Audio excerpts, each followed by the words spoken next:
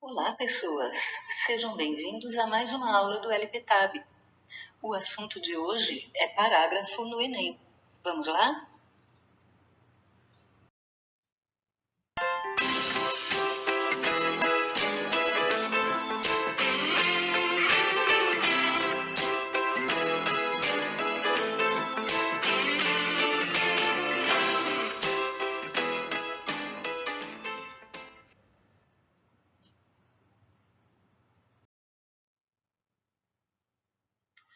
Na aula de hoje, nós vamos dar uma olhada na estrutura do parágrafo do Enem.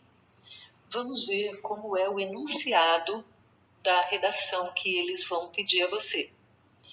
Vão dizer que a partir da leitura daqueles textos que eles colocam lá, que são textos motivadores, textos base, e juntando os seus conhecimentos de mundo, o seu repertório, você vai fazer um texto dissertativo argumentativo em linguagem formal da língua portuguesa sobre o tema que eles pedirem e vai apresentar uma proposta de intervenção que respeite direitos humanos.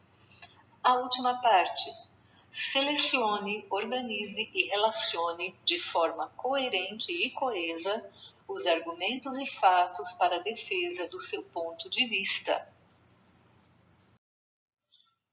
Vamos nos deter nessa última parte. Selecione, organize e relacione os argumentos e fatos para a defesa do seu ponto de vista. Essa organização é que significa separar em parágrafos. Lembre que se você não colocar parágrafos na sua redação do Enem, você vai ser prejudicado. O texto único, feito sem separação de parágrafo, ele é chamado de monobloco e isso vai diminuir muito a sua nota, mesmo que o conteúdo da sua redação esteja bom, mesmo que você não cometa erros de ortografia. Você vai ser muito prejudicado se não separar em parágrafos. Geralmente, a redação do Enem é meio que subdividida em introdução, desenvolvimento e conclusão. E a introdução é onde você apresenta o tema. Lembrar que todo tema do Enem, ele representa um problema. Esse problema você vai solucionar com a sua redação. Então, peguei como exemplo a publicidade infantil em questão no Brasil, que foi o tema de 2014. Você, primeiro de tudo, na introdução, já tem que identificar esse problema, explicando o que é esse problema, por que essa polêmica. De preferência, você já deve usar o seu repertório sociocultural, você já deve mostrar que você tem conhecimento de mundo voltado também para este problema. Por exemplo, eu fiz esse pequeno parágrafo aqui. A publicidade voltada para o público infantil é uma forma cruel que o capitalismo encontrou para manter e aumentar seu nicho consumidor, pois, como disse a grande educadora Maria Montessori, é na criança que se constrói o homem.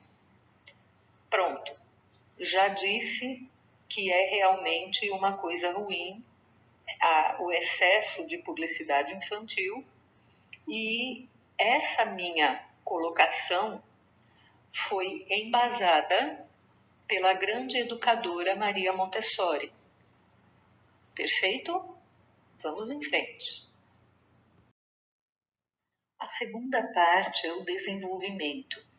É uma parte muito importante, porque aqui você vai mostrar seus argumentos. É aqui que você vai defender a sua opinião. Então, você não pode achar que alguma coisa é boa ou ruim. Você tem que ter uma opinião concreta e você deve ter fatos históricos ou científicos para apoiar essa sua opinião, para que você possa defender não porque você acha que é legal. criei outro pequeno parágrafo que serviria como desenvolvimento aqui. Com o advento da Revolução Industrial, fato histórico, houve um aumento na produção de bens e o consumo deveria ser estimulado para gerar maiores lucros. Assim, as companhias publicitárias passaram a procurar cada vez mais expandir seu público-alvo até chegar às crianças. Pronto. Foi explicado por que eu fui contra as campanhas publicitárias da infância, porque ela tem uma origem histórica puramente capitalista. Lembrar vocês que aqui eu estou dando só um exemplo. Na redação mesmo você vai ter que desenvolver muito mais esses seus argumentos. Vamos em frente. A terceira parte da sua redação vai ser a conclusão, vai ser onde você vai solucionar o problema. A proposta de intervenção respeitando os direitos humanos, ela é a solução do problema. É o que você sugere para resolver isso. E ela tem que ser muito completa, certo? Ela deve ser viável, ou seja, não adianta você falar, vamos fazer um foguete e mandar para Marte. Sabemos que isso não é possível. Então, pés no chão, sem ideias mirabolantes. E você tem que fazer a sua proposta toda detalhada. Quem deve fazer, o que deve ser feito e de que maneira. Por exemplo, um parágrafo que eu criei agora.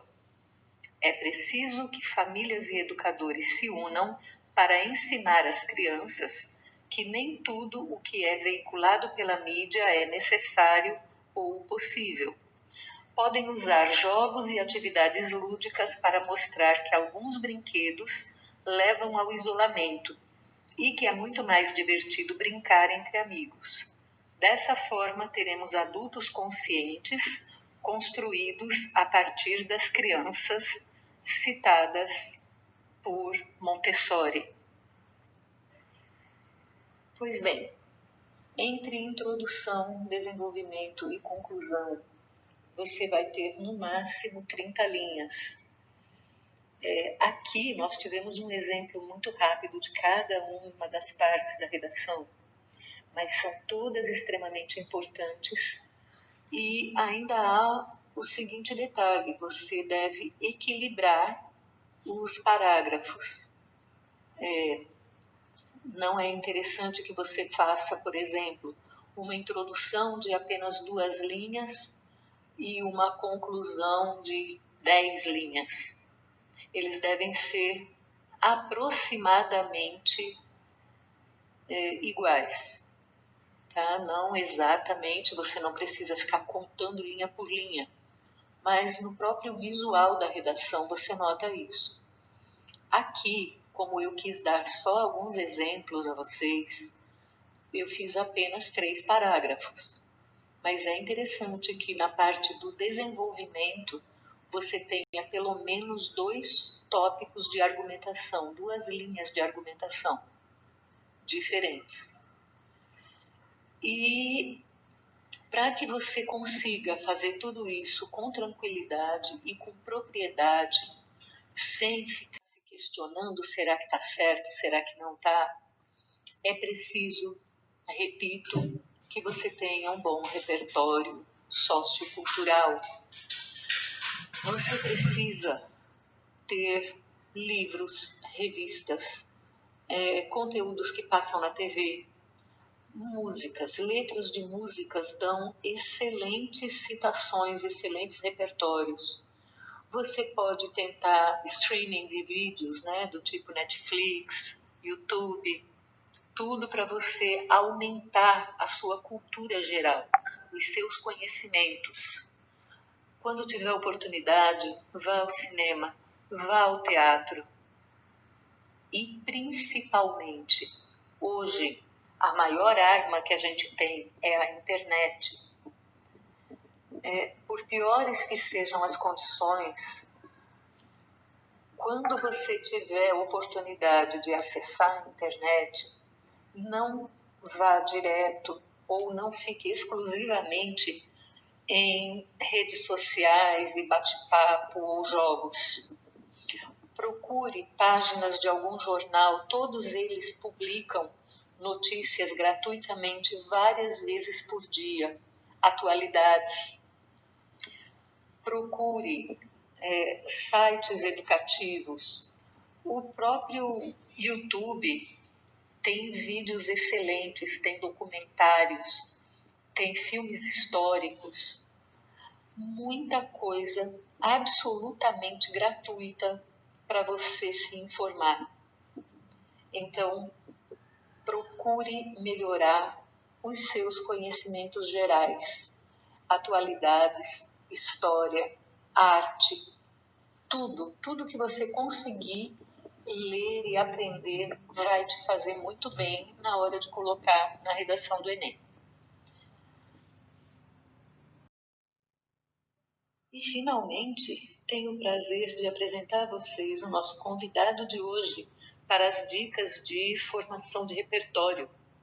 Nós vamos falar com o professor, historiador, mestre, grande profissional, Cristiano Rabelo.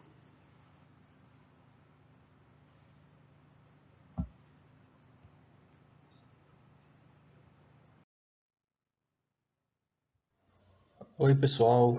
A professora Nilza pediu para que a gente pudesse ajudar vocês, dando dicas para melhorar aí o repertório sociocultural, para que vocês possam estabelecer aí uma expansão no que diz respeito ao conhecimento de mundo de vocês.